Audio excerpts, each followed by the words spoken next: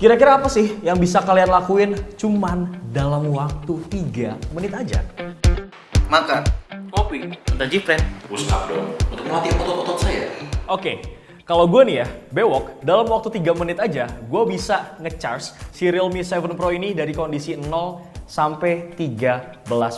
Yap, ini adalah Realme 7 Pro yang kemarin sudah bewok unboxing dan juga hands-on. Sepertinya memang pihak Realme Indonesia tuh nggak bosen-bosen nih gue perhatiin. Karena hampir setiap bulan tuh selalu mengeluarkan produk-produk terbarunya mereka. By the way, gosipnya, smartphone ini akan dibanderol dengan harga 4 jutaan. Dan di part review kali ini, ada satu hal yang bikin gue penasaran.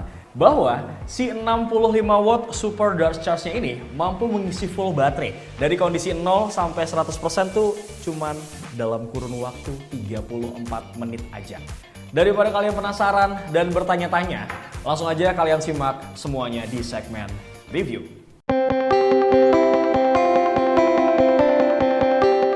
Sebelum kita tes untuk nge-charge, gue akan informasikan dulu ke kalian spesifikasi dari charger dan juga baterai Realme 7 Pro.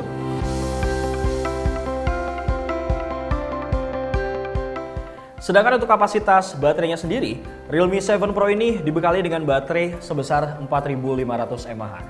Ya, memang sih kapasitasnya lebih kecil dibanding 7 dan juga 7i. Tapi doesn't matter karena pengecasannya tuh cepet banget. Ya itulah memang the power of 65 watt Super Dark Charge-nya yang memang ngebikin handphone ini secara pengecasan tuh jadi lebih ngebut gitu ya.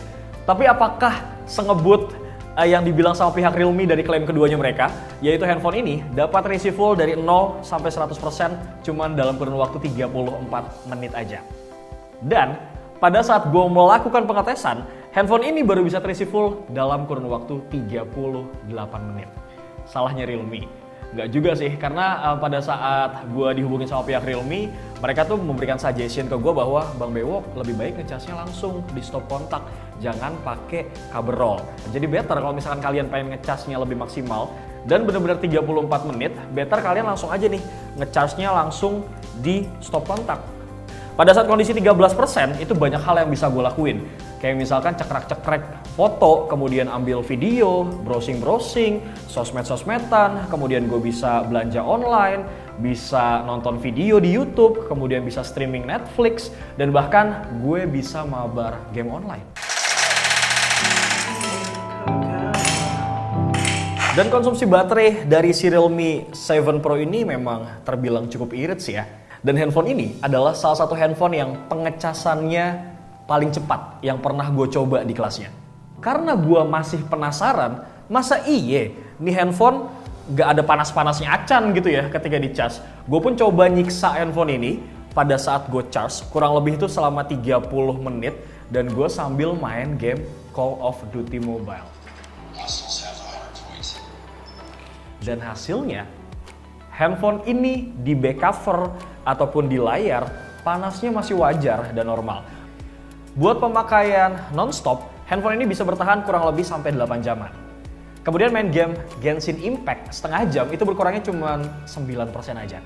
Buat main game PUBG Mobile, kurang lebih 1 game, itu berkurangnya sekitar 7%. Dan main Asphalt 9, setengah jam juga nih, itu berkurangnya tuh cuma 6% aja.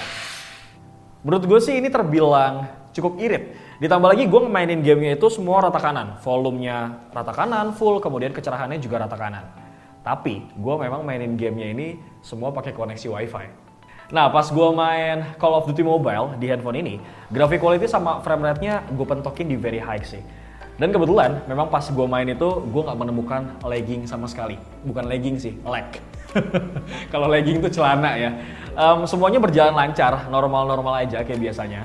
Terus kemudian gue lanjut ngetes main PUBG Mobile. Surprise! Gue pukul ya. Dan memang untuk settingan grafiknya tuh cuma mentok di HD. Dan frame rate-nya itu gue setting di high. Tapi ya, jujur, better kalau misalnya kalian main PUBG Mobile di Realme 7 Pro itu pakai settingannya smooth extreme aja. Karena pada saat gue main PUBG di settingan grafik HD dan juga frame rate high itu, gue sedikit menemukan lag.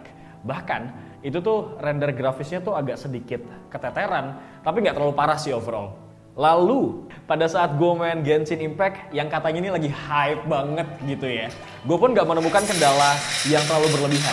Ya walaupun memang sih, ini menurut gue gambarnya tuh kurang tajam sama kurang detail, tapi nggak menghilangkan esensi kalian main game itu kok. Sedangkan pada saat gue main Aspal 9 di Realme 7 Pro, gue nggak menemukan kendala sama sekali, lancar jaya, kayak kondisi jalanan pada saat PSBB gitu ya, normal-normal aja. Ini semua nggak lain dan nggak bukan berkat chipset Qualcomm Snapdragon 720G yang tertanam di Realme 7 Pro. Buat kalian yang pengen tahu spesifikasi lebih detail dan juga performa dari Realme 7 Pro, kalian bisa lihat di scene berikut ini.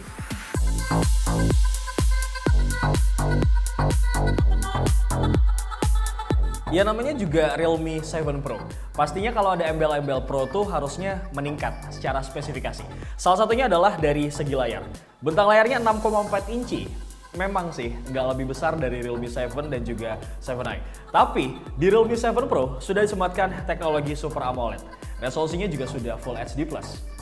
Kemudian aspek rasionya juga terbilang cukup luas, yaitu 20:9. Yang ngebikin gue tadi nih nyaman banget buat main game-game berat yang udah gue ceritain. Karena layarnya sudah Super AMOLED, automatically handphone ini sudah support teknologi in-display fingerprint scanner. Dan si in-display fingerprint scannernya ini sudah pakai teknologi generasi terbaru dari Goodix yang ngebaca sidik jarinya tuh jadi lebih cepat. Berikut adalah spesifikasi lebih lengkap dan juga detail dari layar Realme 7 Pro.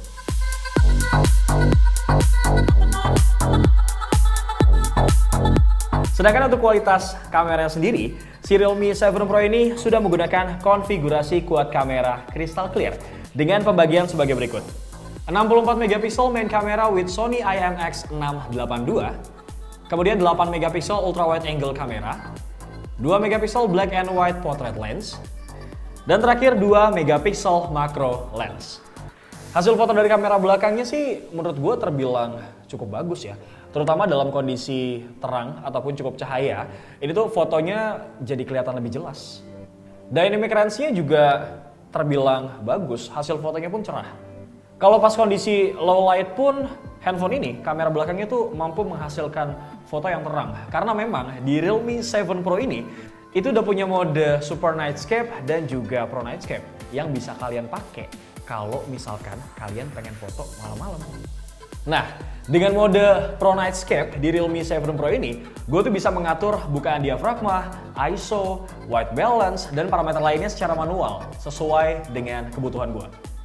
Tapi gue saranin sih ya, kalau misalkan kalian pengen buru-buru gitu ya, better pakai yang Super Nightscape aja. Jadi lebih simple, tinggal cekrek-cekrek, nggak harus kalian atur juga tuh ISO, diafragmanya manual. BTW di Realme 7 Pro ini juga ada settingan video ultra nightscape.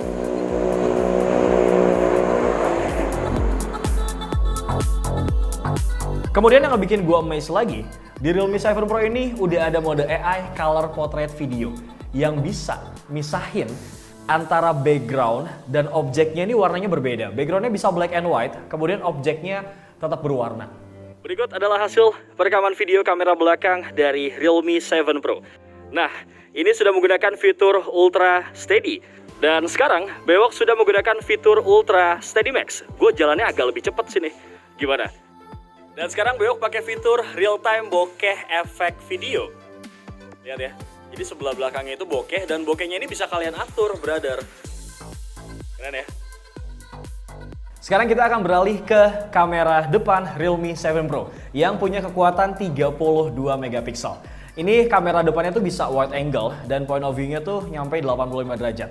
Jadi buat kalian yang memang pengen group selfie, gue rasa ini masih cover kok. Terakhir yang akan Bewok bahas adalah masalah desain. Di part yang ini memang nggak ada perubahan yang signifikan kalau ditelisik dari si Realme 7. Ini 7 Pro. Kalau dilihat, memang desainnya sih similar. Masih sama-sama terinspirasi dari kaca. Tapi ada part yang berubah, yaitu peletakan kamera. Kalau di Realme 7 Pro, ini tuh kayak ngebentuk huruf L terbalik. Dan yang di sebelah sini tuh ada lensa makro. Sedangkan kalau di Realme 7, ini tuh sejajar semua 4 kameranya. BTW untuk di Realme 7 Pro ini, sudah mengadopsi teknologi AG Split ataupun anti-glare split. Dan sudah lulus verifikasi tahan uji smartphone TUV Redline.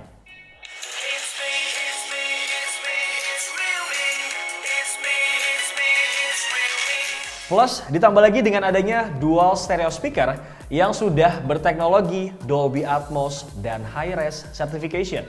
Nggak ketinggalan juga di Realme 7 Pro ini juga terdapat NFC multifunction yang mempermudah kalian untuk mengirim-ngirim file ataupun top up serta update saldo di e-money.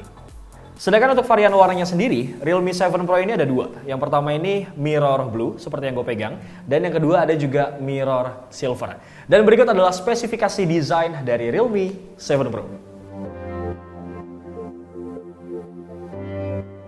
Bagaimana, brother, setelah bewok review secara detail Realme 7 Pro ini? Kalau menurut gue sih ya, mulai dari pengecasan yang cepat, karena teknologi 65 watt Super Darts-nya ini yang ngebikin handphone ini nih jadi salah satu yang tercepat pengecasannya di Indonesia. Tapi di kelasnya ya, brother. Kemudian Snapdragon 720G juga cukup powerful ternyata pas gue main 4 game berat tadi.